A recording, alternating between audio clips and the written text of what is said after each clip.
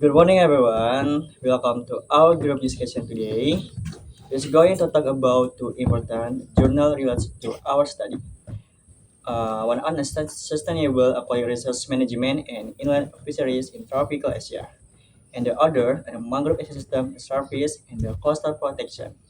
I hope we can explore both a journal and connect the key idea together. So let's start with a quick introduction. Please tell your name and which journal you are focused on most. Abim, would you like to go first? Okay, sure. Good morning, everyone. I am Abim, and I mainly focus on the first journal about sustainable aquatic resources management and inland fisheries in tropical Asia. I found it very relevant to our field, especially the part about interdisciplinary approaches to managing freshwater fisheries. Good morning. I'm Randy, and I concentrate more on the second journal. The summary of mangrove ecosystem service and coastal protection. Mangrove are is incredibly important for our coastline, and this journal explains that very well from an ecological perspective. Hello everyone, I am Riza. I read both journals and tried to look at the policy and management implication from each. I am really interested in how the findings can be applied in Indonesia context, especially for coastal and fisheries governments. Agree. Thank you all. Let's dive into the first journal. Uh, Abim, could you give us a brief about a few of the main ideas? Of course, the first journal discusses how inland fisheries in tropical Asia, which includes countries like Indonesia, Thailand, Cambodia, and Vietnam, are facing serious threats due to habitat degradation, overfishing, and climate change. What makes this journal interesting is that it argues that interdisciplinary and transdisciplinary approaches to address these problems. In other words, we can solve fisheries issues using biology or ecology alone. We need inputs from social sciences, economics, and even local communities. This is a very important point. Can you explain what the build journal means by transdisciplinary approach as expedient? Yes. Okay, the transdisciplinary goes beyond just combining multiple academic disciplines. It also includes non-academic stakeholders like local fishermen, community leaders, and government officials in the research and decision-making process. The idea is the knowledge from the field and from lived experience is just as valuable as scientific data. In tropical Asia, many fishing communities have traditional ecological knowledge that should be integrated into management plans. I think that's a really powerful concept. In Indonesia, for example, there in a traditional system called Sasi in Maluku, where communities themselves regulates fishing season and areas. That's a perfect example of how local wisdom can actually support sustainable fisheries management without waiting for to top-down government's regulation. I I agree, and I think the journal is also highlighting the gap between research and practice. Many scientific recommendation never has the people who actually manage the research on the ground, so the transdisciplinary framework is trying to break that gap. Exactly.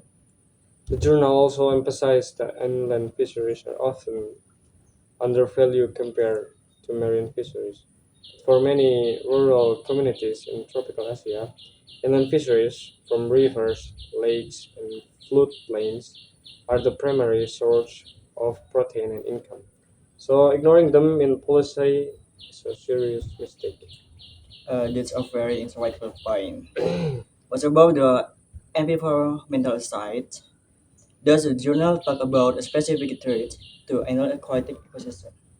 Yes, the journal mentioned several major threats: dam construction, which disrupt fish migration and change weather flow; agricultural runoff containing fertilizer and pesticides; deforestation around river catchment; and of course, the impact of climate change, such as change in rainfall pattern and water temperature. All of these affect fish population and the overall health of aquatic ecosystems. The dam issue is very relevant for Indonesia as well. The Mekong River station in mainland South has Asia in a strong example. They have significantly reduced fish catches in coastal downstream, affecting food security from millions of people. Okay. Thank you, Abim Enerza. Now let's move to the second journal about our mangrove ecosystem. Randy, could you walk us through the main point? Certainly, the second journal is actually a comprehensive summary of the various ecosystem services that mangrove provide, as well as the critical role in protection. Considering the journal categories mangrove service info, into for many types: provisionary service, regulation service, total service, and supporting service. Can you explain its category by? Shell professional service include the direct goods that mangrove provide: timber, full food, fish, crab, shrimp, and even medical plant. Regulating service include climate regulation, such as carbon storm, as well as water purification and coastal protection from erosion, waste, and storm. So, cultural service have the regulation, education, and spiritual value the people associate with mangrove area, and supporting efforts are the fundamental ecological process, like nutrient drinking and surface as naturally grown for marine species, the make all the other outer surface possible. The nursery function is really important for fisheries too, isn't it? I remember reading that many commercial valuable fish and shrimp species depend on mangroves during their juvenile stage. Absolutely, the journal confirmed that mangrove act as nursery habitat because they provide shelter, food, and relatively calm water conditions for juvenile fish. Losing mangrove does just after the coast that they could impact fish population and the fisheries that depend on them. So there are very strong link between the two journal we are discussing today. And the coastal protection function is becoming more and more critical with climate change. The journal mentioned the mangrove root system can reduce of energy significantly, sometimes by up to 66 to 75. 75% depending on the density and width of the mangrove belt. That's an enormous protection for coastal communities, especially during tropic storms. Uh, that's a that's a remarkable feature. This journal also discussed the current state of mangrove cover strategy globally or in the Asia specifically. Yes, unfortunately, the situation is quite alarming. The journal notes the mangrove forests have been easily rapid over the prefer decade to land conservation for aquatic fauna, especially shrimp farm, as well as urbanization, pollution, and logging. Southern Asia, include Indonesia, has experienced some the highest rate of mangrove. Thus, in the world, Indonesia itself has the largest mangrove area global, but it has also to a very significant protection of portion of its original mangrove cover. That's why regulation efforts and strong legal protection are so urgently, urgently needed.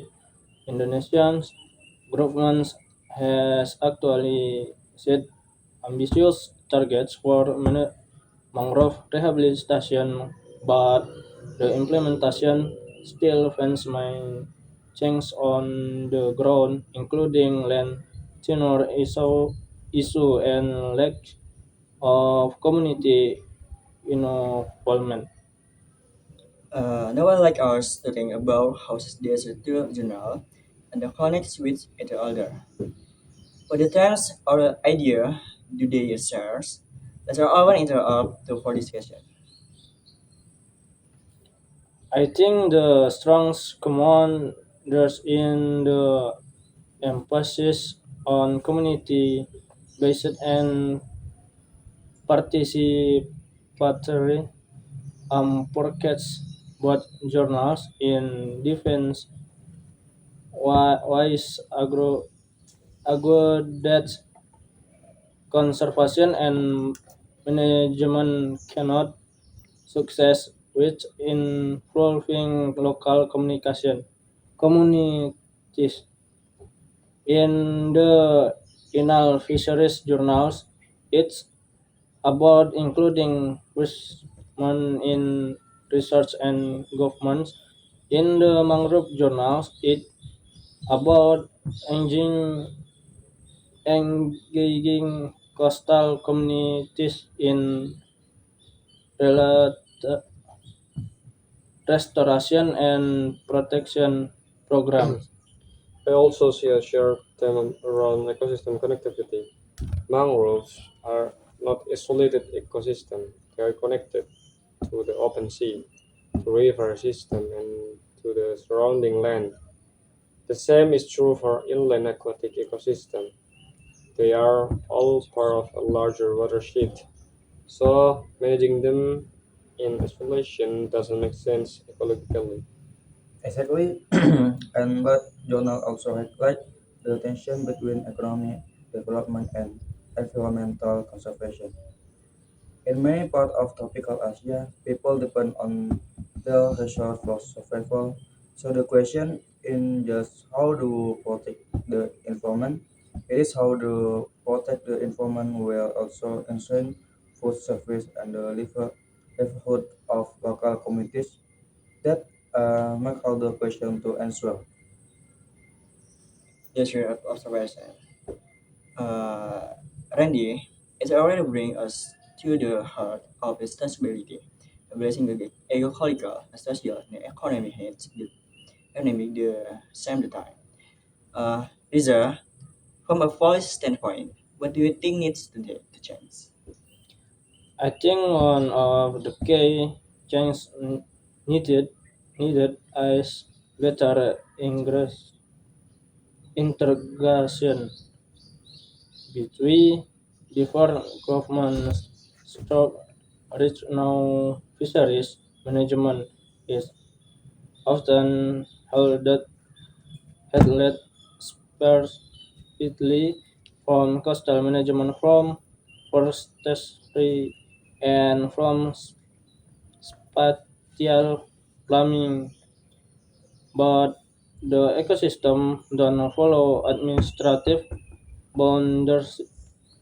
boundaries so we need a more integrated approach, what the Fish Journal call a transdisciplinary development model where different agonist skills and communities all work together with a shared version. We'll say, Biba because I like our of you to share. one key takeaway from this discussion.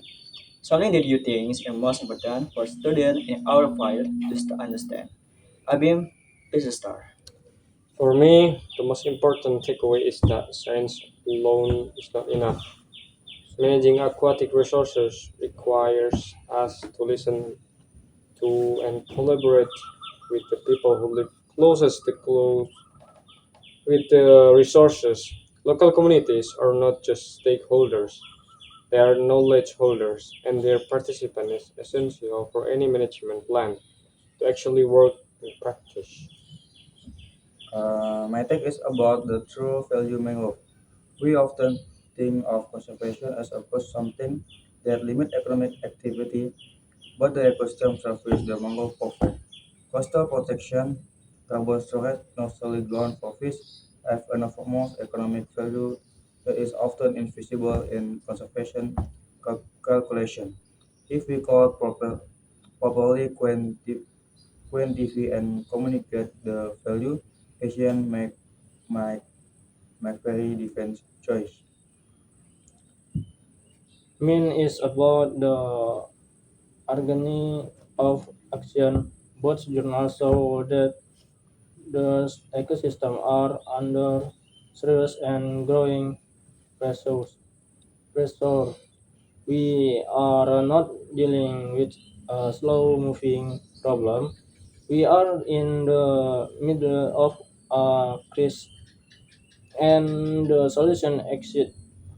We have the college. What is over missing is the political will, the funding, and the coordination to implement them at scale. That's all excellent point. For me, but the future is like is how interconnected. Everything is in like a fisheries, a mangrove, coastal company is climate change, food security, forests. None of the test as issue can be solved in its isolation. As a fisher professional in the aquatic resource management, we need to think the system and the course discipline. I think about the journal we discussion today, Aaron purpose did make it very clearly.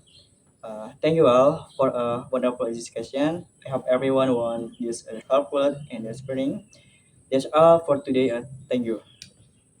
Thank you, Rafsan. This was really great discussion. Yes, thank you everyone. I read from many different perspective. Thank you. I hope we can bring us either into our actual coastal work and field work going forward. This is the last section from our discussion. Thank you for watching and bye. Bye.